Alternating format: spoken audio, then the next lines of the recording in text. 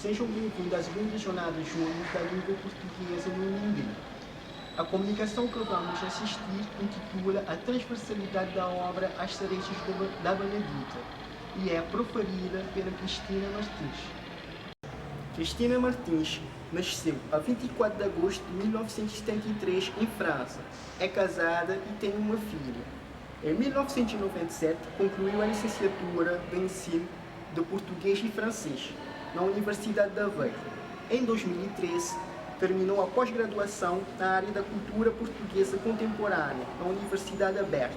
Publicou sua primeira obra da literatura infantil a 27 de agosto de 2021, na Feira do Livro de Lisboa, com o título As Cerejas da Benedita, e vai ser publicada a segunda, O Herdeiro, ainda este ano.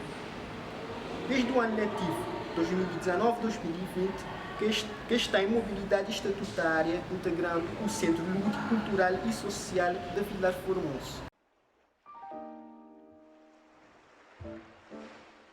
Olá, sou Cristina Martins e agradeço o convite para participar nas segundas jornadas da literatura infantil.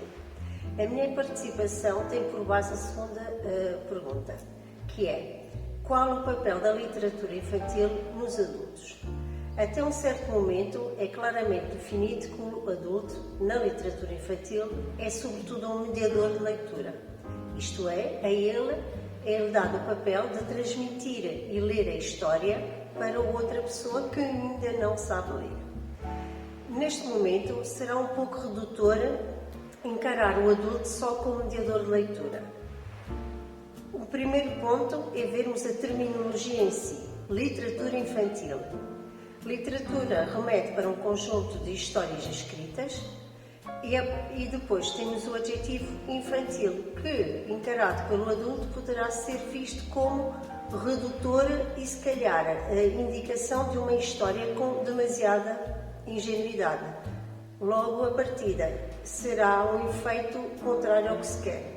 A literatura infantil está claramente destinada a um grupo específico, as crianças.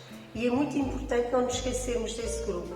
Esse grupo não sabe ler, depende de outros para poder ter acesso às histórias e ainda tem uma capacidade de imaginação superior ou ainda de desenvolvimento. Portanto, muitas vezes as histórias que nós lemos ou contamos às crianças são depois melhoradas e desenvolvidas por elas próprias. A história não acaba com o ponto final. O adulto, para se tornar um leitor com vontade da literatura infantil, deve tentar separar-se desse adjetivo. Novamente, infantil não quer dizer que a história seja imatura, muito pelo contrário. Como forma de revelar a pertinência da literatura infantil para qualquer faixa etária, vou sugerir a obra As Cerejas da Benedita, de Cristina Martins, editora Cordel de Prata e ilustração de Daniel Honório. Esta história relata uma tarde que acontece entre uma neta e uma avó. Elas as duas estão em casa. A Benedita quer muito ir para o jardim. No entanto, devido ao calor que se faz sentir, a avó não aceita. A história gira à volta de uma situação. A Benedita quer muito ir para o jardim, só que está muito calor. A avó Clementina tem aqui o papel de distrair a neta até a hora razoável para sair.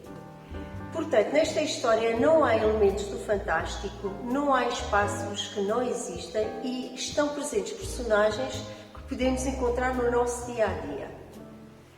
A avó vai tentar superar esta dificuldade de passar o tempo, não é? Através de uma cumplicidade que existe entre ela e a neta. A neta vai aceitando as brincadeiras de uma forma muito ternurenta e assim passa-se a tarde e sim, a Benedita consegue ir para o jardim e consegue colher as cerejas. Esta história, na sua simplicidade, acaba por agradar a adultos e a crianças. Por duas razões. As crianças, porque se conseguem rever nas ilustrações que acompanham o texto, e os adultos, porque conseguem ter 3 momentos de memória. Conseguem recuperar memórias que poderão ter tido com os seus próprios avós. Se forem avós, conseguem rever-se nesse mesmo papel quando estão com os netos e querem diverti-los e encarar a tarde de uma forma mais lúdica. E é uma forma também de recuperar memórias, irmos até as nossas raízes. O leitor, cada vez que lê uma obra, seja ela de literatura infantil ou não, tem o direito de poder prolongar as sensações que teve no momento da leitura. Aliás, além de as prolongar, pode ainda descobrir novas sensações e recuperar memórias e transformar aquilo que leu numa sensação que quer viver. E a literatura infantil tem esse poder, apresentar uma situação, transformar-se depois numa realidade. E não é só para a criança, é também e sobretudo para o adulto, enquanto leitor e não só mediador de leitura. Outro ponto a ter em consideração é que alguns adultos não se revêem na literatura infantil. Uma das razões poderá ser simplesmente por entenderem que a literatura infantil tem um determinado momento na fase do crescimento enquanto leitor.